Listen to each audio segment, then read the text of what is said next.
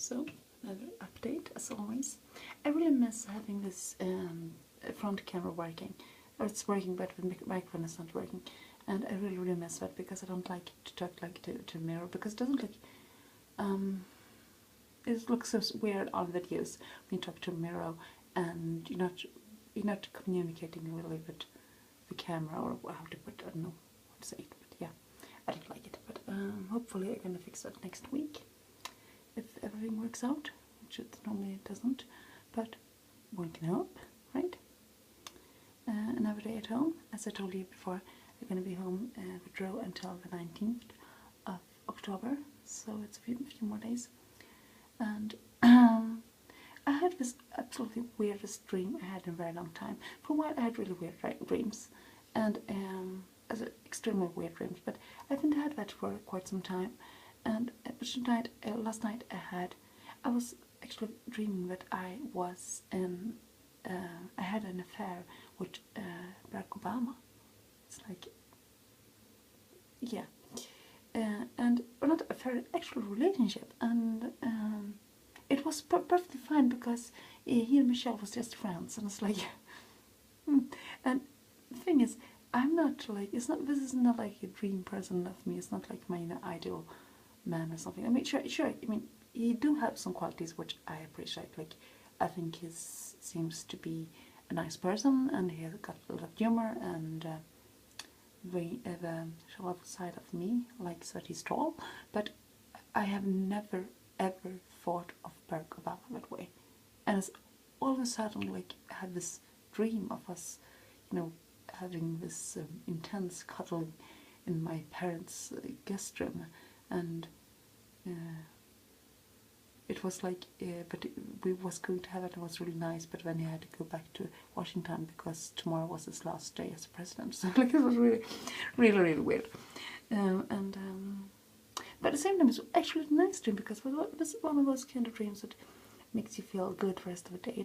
And that was a long time since I had that kind of dream. So that was nice, but really weird. It feels like okay, if I can have that kind of dreams about him, whoever could I dream? Who else could I dream about? And it's not all kind of dreams you want to have. I don't think I talked about that yesterday, that we actually have a landlord actually visit and try to fix the door. And first it was trying to fix the balcony door. I'm sorry, fixing my face all the time. It's itching and I'm tired. And yeah. Anyway, he was trying to fix the balcony door, which I haven't been able to close it properly. And he was like, oh, that's a cord between, actually cord to the lights on the balcony and probably that. And so I said, no, it's not that. It's not that. It can't be that because it's such a thin cord and this is a much bigger issue. And I removed the cord and then he could close it. And also interesting, it's like, the lock was broken on it, so he couldn't close it properly. So he went away and was getting this lock, and also looked at the front door and said that, oh, this rubber, I don't know what you call it, like a rubber string or strap or whatever you call it, that you put between the actual door and the door frame, so it would keep the cold out and so on. I said, oh, that's the only thing that's missing. It's not a problem. And I also felt like stupid. I could fix it myself, and I've tried to fix this before, and it's like, why doesn't it work when I've tried to fix it? I mean, I'm not that stupid. I know how to fix things. So anyway, he left, and when he came back, and put the handle, tried to put the handle and the lock on the balcony door, and it didn't work. So I have to go to get another one. And when he got that working, and he couldn't close the balcony door. And I know I should feel bad because he couldn't fix it because I really needed to have it fixed. But Wayne said, Wayne said, my English doesn't work today, it's out of order.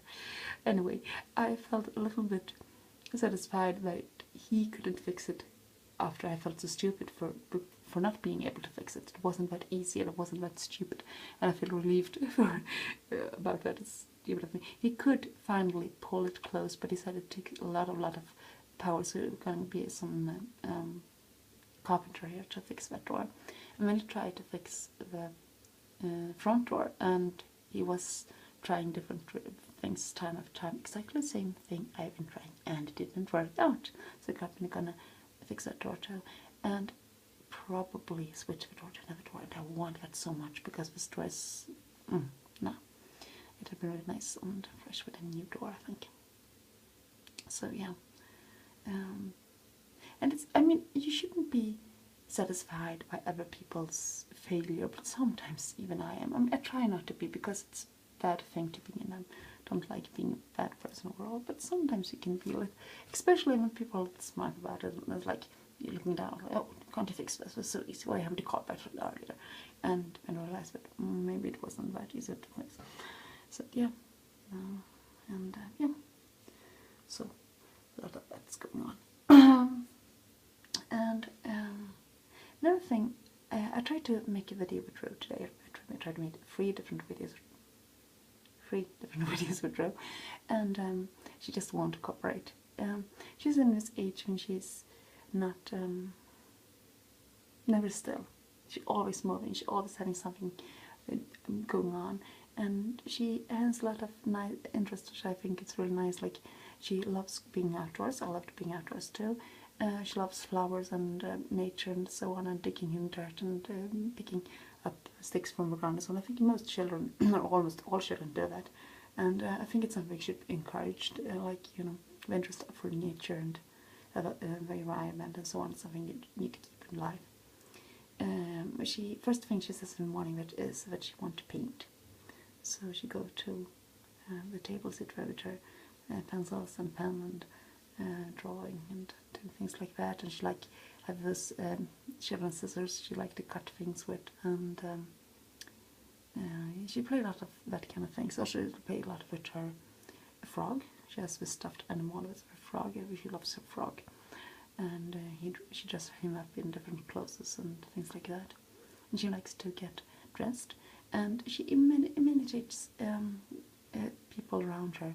Like, she wants to wear my clothes sometimes, and Saga's clothes, and sometimes she, wrap a clothes around her hand like a